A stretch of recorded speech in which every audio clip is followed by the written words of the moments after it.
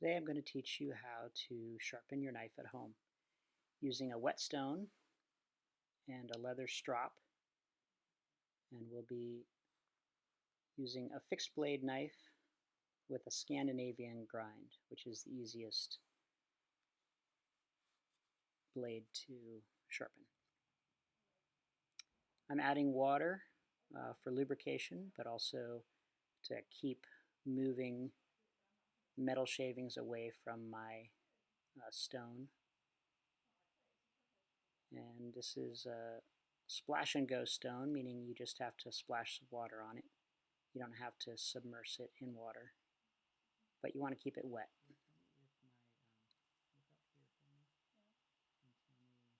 Once I've got a good bit of water on the top of the stone, I'm ready to start sharpening.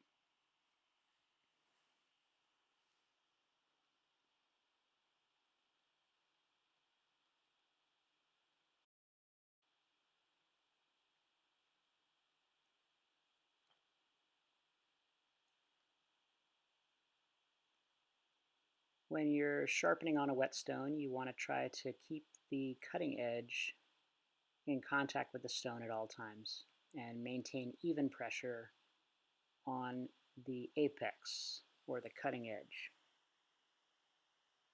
And so I'm using my fingertips to press the front of the blade right at the edge of the cutting edge onto the stone, and I'm sliding the blade back and forth up and down the full length of the stone, and adding some water from time to time to give me some lubrication and also to push away any fine shavings that might be developing.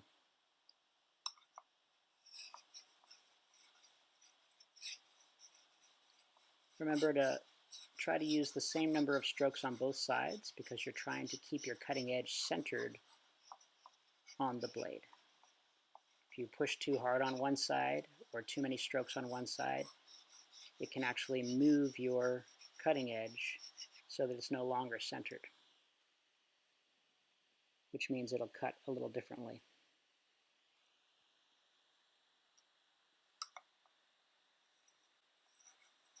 You want to have a good light so that you can check your work and make sure that you're actually making progress. And the goal, once again, is to smooth out that cutting edge, taking any nicks out or any obvious imperfections. So having a good light will help you to see those reflections off the metal.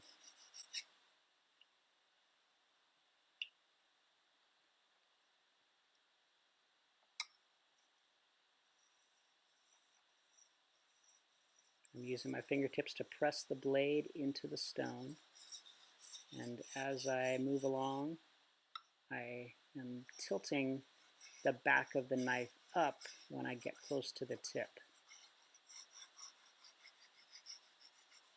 because it's a curve in the blade. It's not just a straight edge.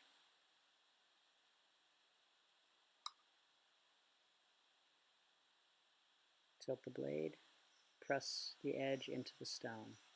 Use your fingertips with even pressure as you draw up and down on the stone. Turn the blade over and do the same thing on the back side.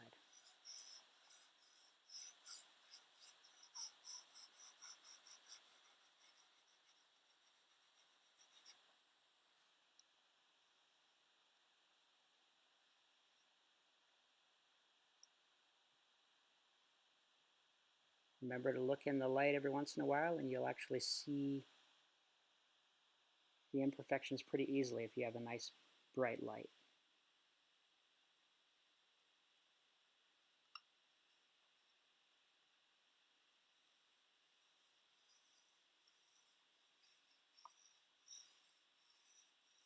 It takes time to sharpen your knife. You have to be patient. But the more often you do it, the easier it'll get and the less time it'll take. And if you don't wait until your knife is extremely dull, it won't take as much time to sharpen it. This knife was already in pretty good shape, which is why I'm able to use just one stone. And this is actually a finishing stone, so it's not taking off very much material.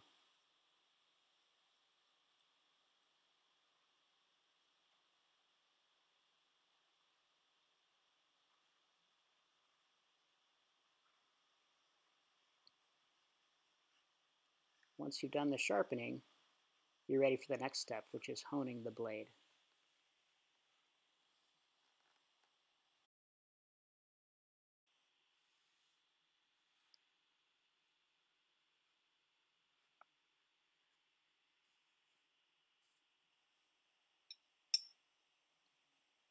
Honing the blade is essentially rounding off that very fine edge that you've just created in your sharpening so that it makes it a little bit more durable.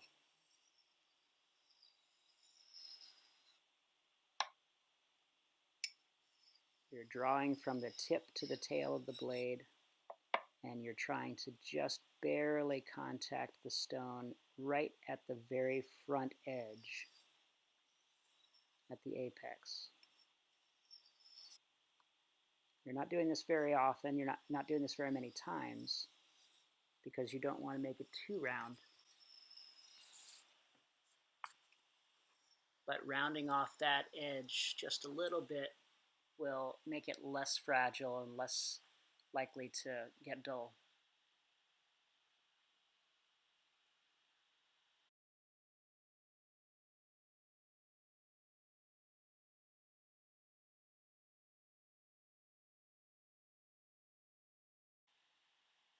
The final step is stropping, which is rounding off the edge just a little bit more using a pull and push technique on a piece of leather. And once again, we're getting rid of micro burrs, and we're good to go.